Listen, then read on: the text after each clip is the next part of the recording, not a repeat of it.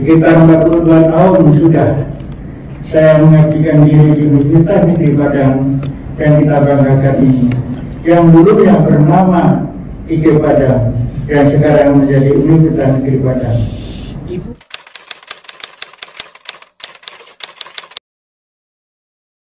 Selama 42 tahun, perguruan tinggi kita ini mengalami kemajuan dengan cepat dan luar biasa. 7 sosok pimpinan tangguh, kreatif, dan inovatif yang saya amati dan saya mulai. Satu, Bapak Profesor Yakub Esma. Yang kedua, Bapak Profesor Jamil Bakar.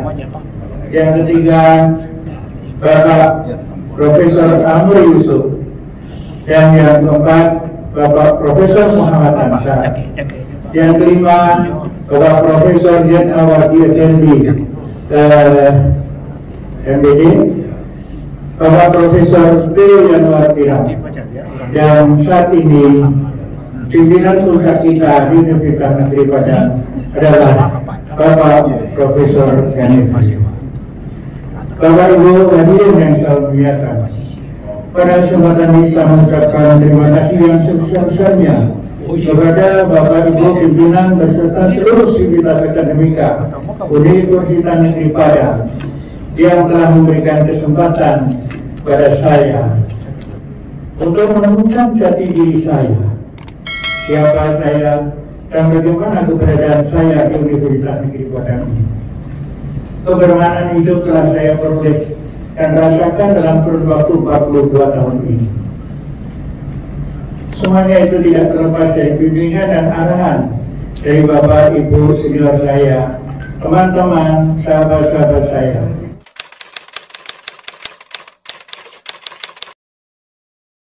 Pada kesempatan ini, saya menyampaikan rasa hormat saya secara khusus kepada Bapak Profesor Dr. Amr Yusuf MPD beserta Ibu, dan juga kepada Bapak Profesor Dr. Praita MSID beserta Ibu. Pada saat pertama kali tahun 1978, saya menginjakkan kaki di ranah Minang ini. Saya menemukan orang tua seperti orang tua kandung saya sendiri, yaitu Bapak Profesor Dr. Amr Yusuf beserta Ibu. Beliau yang selalu memperhatikan dan membimbing saya hingga hari ini, dan insya Allah seterusnya. Begitu juga Bapak Profesor Dr. Brian MSID. Sebelum saya berangkat ke Padang, ada etek saya bilang, ujian, kalau kamu ke Padang, cari sedulur dewi. Artinya cari saudara kita sendiri, keluarga kita sendiri adalah Prayitno. Namun pada waktu itu beliau sedang di Amerika dan saya tidak menemui secara langsung. Barulah sesudah pulang kita bisa bertemu dengan keluarga lagi. Inilah sekelumit perjalanan jati diri saya di ranah Minang. Ibu dan Bapak sekalian, pada kesempatan ini, next.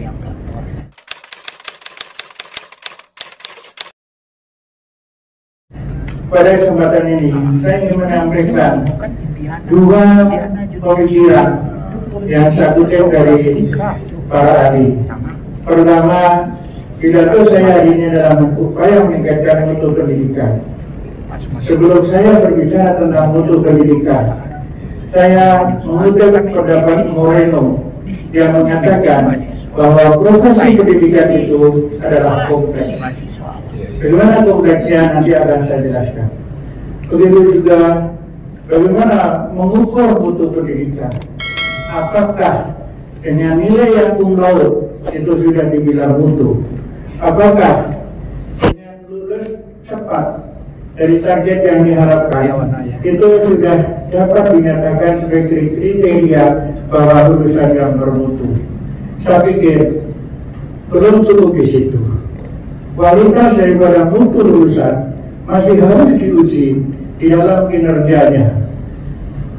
Government mengatakan banyak orang-orang yang lulus dengan cum laude tetapi hanya sekarang menjadi orang-orang biasa. Sebaliknya, pada saat dia kuliah, dia hanya biasa-biasa saja, tetapi sekarang menjadi orang-orang yang hebat. Inilah pendapat Goldman, dan nanti saya akan sedikit sampaikan kupas bagaimana konsep-konsep Goldman itu. Next.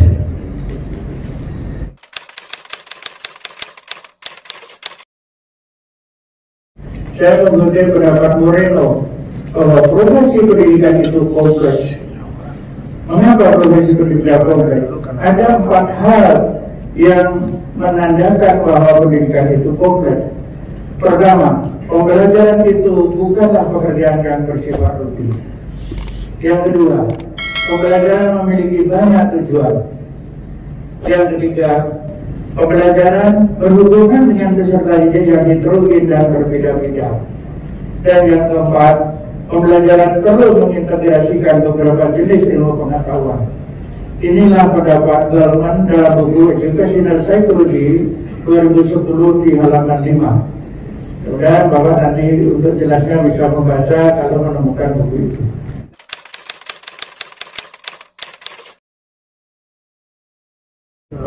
Seorang pendidik harus menyesuaikan standar-standar perkembangan kurikulum. Mau tidak mau itu harus dilakukan kalau dia ingin menyelesaikan pembelajarannya dengan baik. Itu satu. Yang kedua, seorang pendidik bukanlah pekerjaan yang rutin, karena seorang pendidik harus menjawab berbagai pertanyaan mahasiswa. Yang pertanyaan itu sangat dinamis. Pertanyaan itu kadang-kadang tidak kita prediksikan sebelumnya. Yang ketiga, pekerjaan pendidikan atau proses pembelajaran bukanlah hal yang rutin. Karena apa? Karena seorang pendidik harus mampu mensinergikan atau menguasai ilmu-ilmu berkaitan dengan perkembangan peserta didik, berkaitan dengan metode-metode pembelajaran. Itulah makanya oleh Moreno dikatakan bahwa pendidikan, pembelajaran bukanlah satu pekerjaan yang rutin. Inilah yang pertama. Next, yang kedua,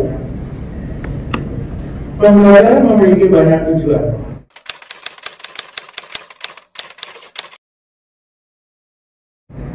Pada saat yang sama, seorang guru, seorang pendidik, seorang dosen juga harus mengembangkan proses berpikir peserta didik. Yang kedua, pendidik, dosen juga harus mengembangkan kehidupan sosial. Dan yang ketiga, dalam proses pembelajaran, seorang pendidik harus mengembangkan kondisi emosional peserta didik. Inilah minimal ada 3 aspek, 3 hal bahwa pendidikan itu memiliki tujuan yang cukup banyak. Seorang pendidik, mohon maaf saja ini di buku saya kecil itu ada penjelasan. Seorang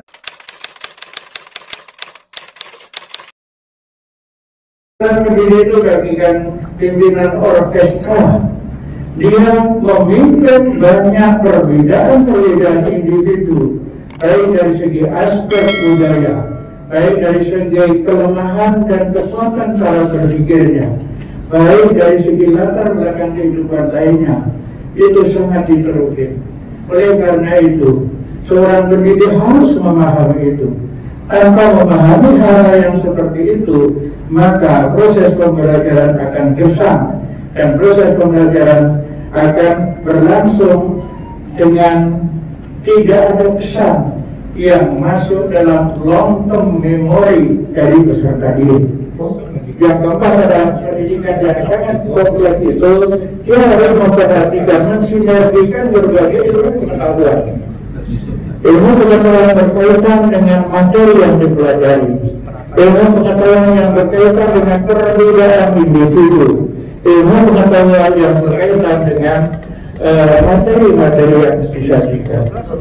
Inilah Bapak Ibu, saudara-saudara sekalian, mengawali pidato saya untuk menjelaskan bagaimana upaya dalam meningkatkan mutu pendidikan. Saya kutipkan pendapat Moreno bahwa pendidikan itu begitu kompleks dan dinamis. Seorang pendidik tidak bisa berjalan secara rutinitas, tetapi harus kreatif dan inovatif. Inilah Ibu dan Bapak sekalian, awal dari pengajian saya berbicara tentang upaya meningkatkan mutu pendidikan. Next. Nah, masuklah topik inti yang ingin saya sampaikan pada kesempatan ini.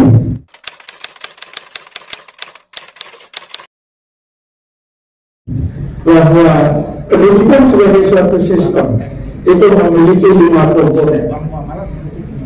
Pertama adalah raw inputs, yang kedua adalah instrumental inputs, yang ketiga adalah environmental inputs, dan yang keempat adalah learning process, yang kelima outputs. Ibu dan bapak sekalian, saudara hadirin yang saya muliakan, pada kesempatan ini saya ingin menyampaikan, kalau kita ingin meningkatkan mutu pendidikan, kita tidak bisa berjalan sepotong-sepotong. Ada 5 aspek inilah yang harus kita perhatikan. Pertama, raw input.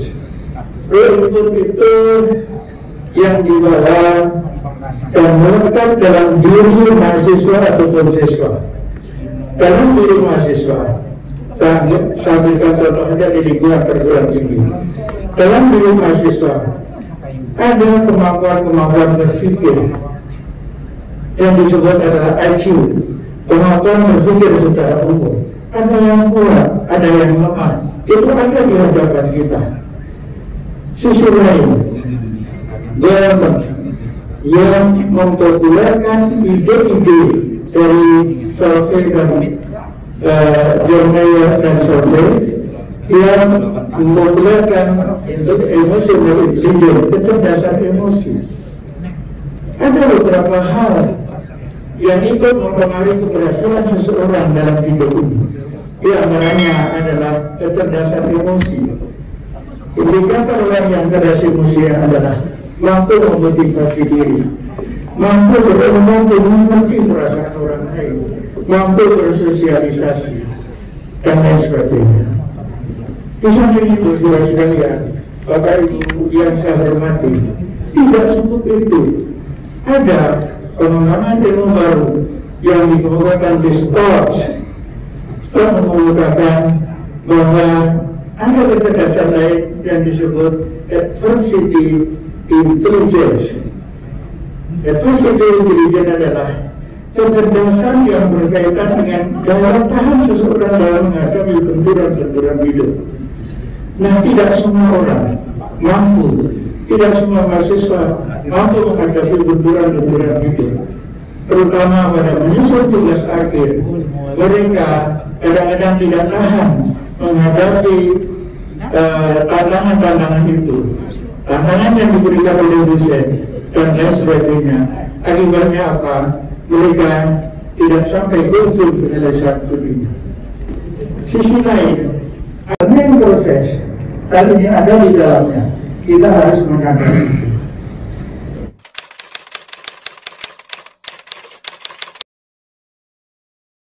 Sisi lain dari raw input ini, bahwa dari segi kepribadian, ada mahasiswa yang punya pribadi introvert, ada mahasiswa yang extrovert. Mahasiswa yang introvert dia diam, tetapi dia mengerti. Dia diam, tetapi dia tidak aktif, tetapi dia menyimak sungguh-sungguh. Sementara ada mahasiswa yang aktif, selalu menunjuk jari, selalu bertanya, walaupun yang ditanyakan itu mungkin tidak fokus.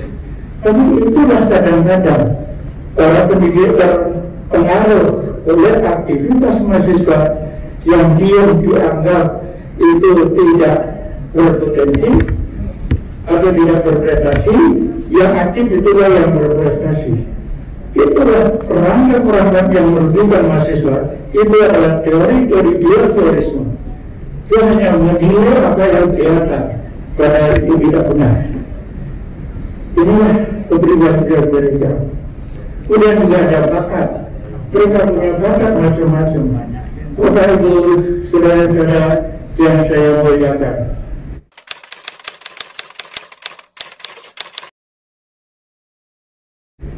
Setiap orang memiliki kelebihan-kelebihan, satu sama lain itu bisa berbeda-beda. Dia bahkan masuk di dalam learning proses. Yang ketiga juga kultur atau budaya. Seseorang mahasiswa, kita semuanya melekat dalam diri kita aspek budaya. Budaya menjiwai, melekat dalam diri, menginternalisasi dalam diri kita, yang itu akan teraktualisasi di dalam kehidupan sehari-hari. Norma-norma. Ada anak yang tidak pernah mendengar suara-suara keras, tetapi ketika dosen dengan suara keras, dia sudah stres. Ada anak yang tidak pernah mendapatkan semenyahan, tetapi ada pendidik yang kadang-kadang secara suara ataupun tidak mencemeh apa yang disampaikan oleh mahasiswa ataupun siswa. Nah, secara ekstrim saya selalu, ketika ada dosen yang suka mencemeh pendapat mahasiswa, apa pendapatnya tiada saja, apa pendapatnya tidak berbobot, tapi itulah kenyataan dia. Secara selalu saya mengatakan, kalau ada dosen yang suka mencemeh mahasiswa, beri saja label pembunuh berdarah dingin. Mana itu mematikan motivasi. Aturannya dia berani bertanya, takut dicemeh, dia diam. Aturannya berani menjawab, dia tidak berani karena takut dicemeh. Itulah mematikan motivasi. Maka saya selalu beri saja dosen atau guru yang suka mencemeh itu label pembunuh berdarah dingin. Inilah saudara-saudara. Ini dari segi raw input sangat complicated. Kemudian dari instrumental input itu ada kurikulum itu sangat berkembang. Oleh karena itu perkembangan kurikulum itu juga harus diakomodasi di dalam proses pembelajaran. Nah, selanjutnya juga ada instrumental input itu dari segi pendidik.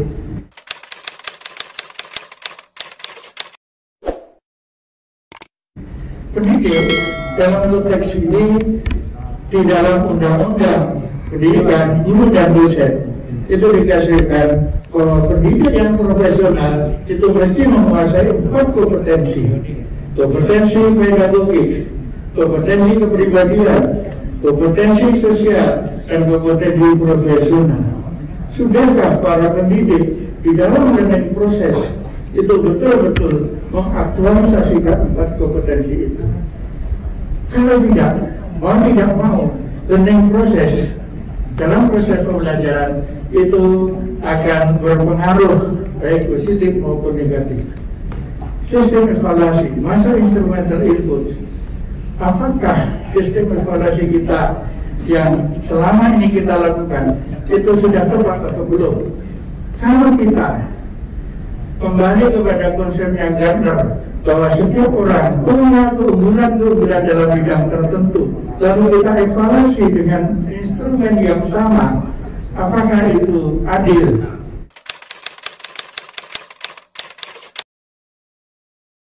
Dalam proses pembelajaran, kalau belumnya lapor, cara seluruh saya katakan, kurikulum yang baik, dosen yang baik, tidak kalah pentingnya dengan kafetaria yang ada di lingkungan kampus. Betapapun gurunya hebat, betapapun dosennya hebat, betapapun kurikulumnya bagus, tapi anak yang sedang belajar gurunya kosong, jangan berharap dia akan bisa mikir dengan dia akan mengerti. Nah inilah, oleh karena itu kondisi ini mari kita melihat dengan baik. Begitu juga sosial budaya. Yang tadi sudah kita singgung di learning proses pembelajaran. Bagaimana seorang pendidik bisa menguasai metode pembelajaran, menciptakan iklim kelas yang baik.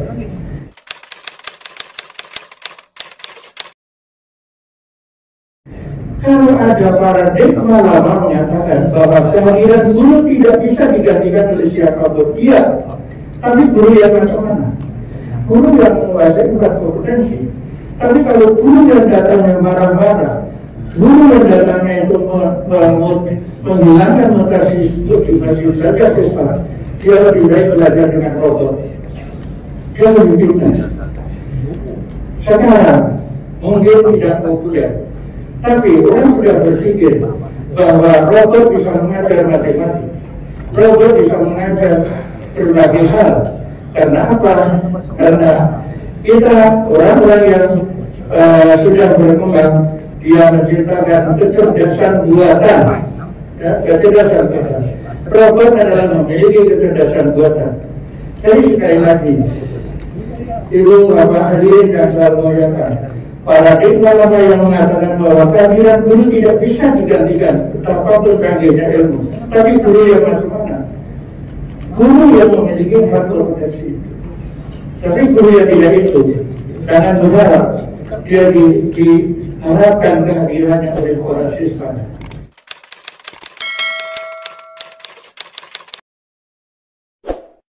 Mutu pendidikan bagikan fakta morgana sepertinya ada, tapi ketika dikejar sebenarnya tidak ada. Apa artinya itu? Saya berpikir bahwa mengukur mutu lulusan tidak berhenti pada saat mereka tamat dari sekolah, tamat dari perguruan tinggi, nilainya cum laude. Tetapi ketika mereka bersaing di dunia yang lebih luas, dunia karir, ada orang yang mampu bersaing, ada orang yang tidak. Apa arti nilai cum laude? Kalau dia tidak punya prestasi yang bagus di dalam karirnya. Inilah Bapak Ibu sekalian, mutu akan standar mutu itu berubah terus. Makin canggih ilmu pengetahuan, makin berubah standar mutu. Oleh karena itu, mungkin ini kata-kata saya yang tidak tepat. Mutu bagikan fakta morgana. Kita kejar, kita dekati, tetapi tidak kelihatan. Sudahkah itu bermutu? Nah inilah Bapak sekalian, sedikit saya sampaikan.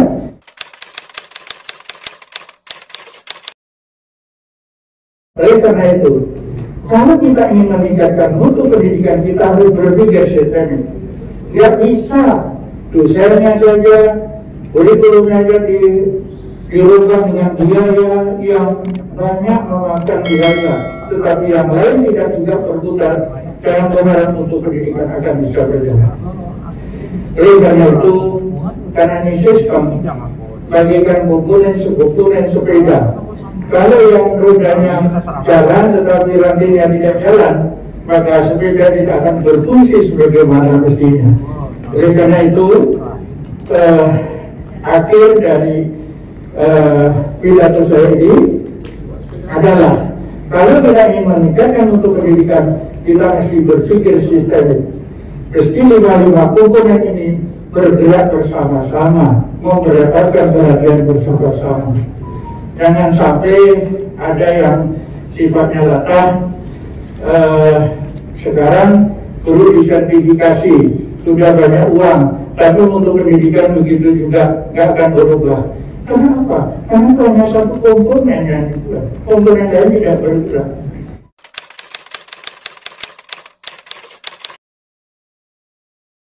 Inilah Bapak Ibu sekalian, sekali lagi bagi kesimpulan saya dalam pidato ini adalah kalau kita ingin meningkatkan mutu pendidikan, kita harus menggerakkan 5 komponen yang ada di dalam sistem pendidikan itu.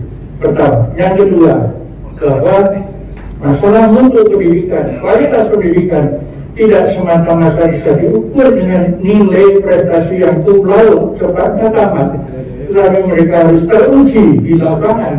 Benarkah mereka menjadi orang-orang yang hebat, orang-orang yang sukses? Inilah Bapak Ibu sekalian.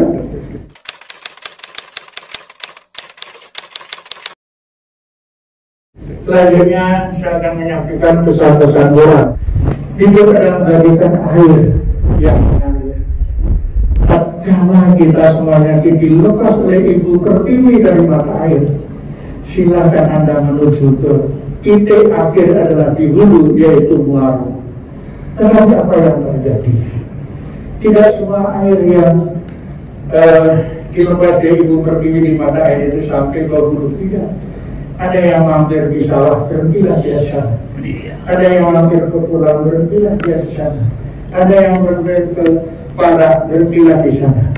Tidak semuanya mencapai tujuan akhir. Inilah perjalanan hidup. Tapi ada air yang begitu perjuangannya luar biasa, dihempaskan dalam batu-batu besar, dihempaskan pada batu-batu karang yang begitu tajam, dan bahkan kadang-kadang dia menerjuni jurang yang begitu dalam. Akhirnya sampailah di titik akhir adalah Muara. Itulah yang barangkali kami rasakan para purnabakti yang hari ini oleh Bapak Senat difasilitasi untuk menyampaikan. Artinya kami bersyukur pada Allah SWT, bersyukur pada Sivitas Akademika, bahwa setelah atau semenjak dilepas dari Ibu Pertiwi, hari ini telah sampai ke Muaro. Kami berhenti tetapi tidak berhenti mengalir, tetapi tetap aktif ada di Muaro. Ini pesan yang pertama. Pesan yang kedua, hanya lembaga yang besar yang dapat melahirkan nahkoda kami. Lembaga kecil jangan menggunakan air nahkoda kami. Kalau Bapak itu menghadapi tantangan yang begitu berat, menghadapi cobaan-cobaan yang begitu berat, janganlah berkecil hati. Karena itu ibarat ombak yang menerpa dalam hidup kita. Ketika Bapak Ibu, saudara-saudara, adik-adik saya hari ini diterpa oleh berbagai cobaan dan dapat menyelesaikan cobaan itu dengan baik, ibarat Anda lahirlah sebagai seorang nahkoda kami. Tapi kalau hidup itu hanya aman-aman saja, tentram, jangan berharap Anda akan bisa menjadi nahkoda kami. Inilah pesan moral yang kedua.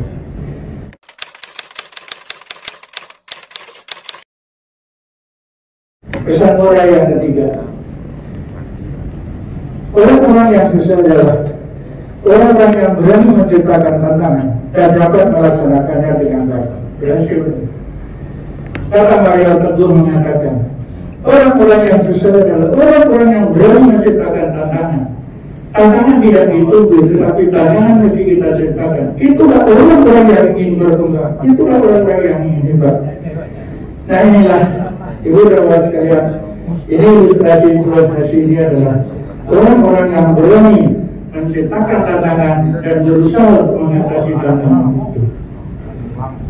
Pesan moral yang ketiga. Next. Nah, di sini sebelah kiri, orang beringin yang ribut di persimpangan jalan berasal dari sebuah biji yang begitu kecil. Dia besar ini karena banyak orang yang andil dalam hidupnya. Mungkin gurunya, mungkin dosennya, mungkin teman-temannya, mungkin orang tua, dan lain sebagainya. Nah, barulah mereka tinggi, besar, kokoh di persimpangan jalan. Ada orang-orang yang batin di bawahnya. Ada orang-orang yang kepanasan, dia singgah berteduh di dalam kebesaran pohon beringin. Inilah orang-orang yang sadar diri.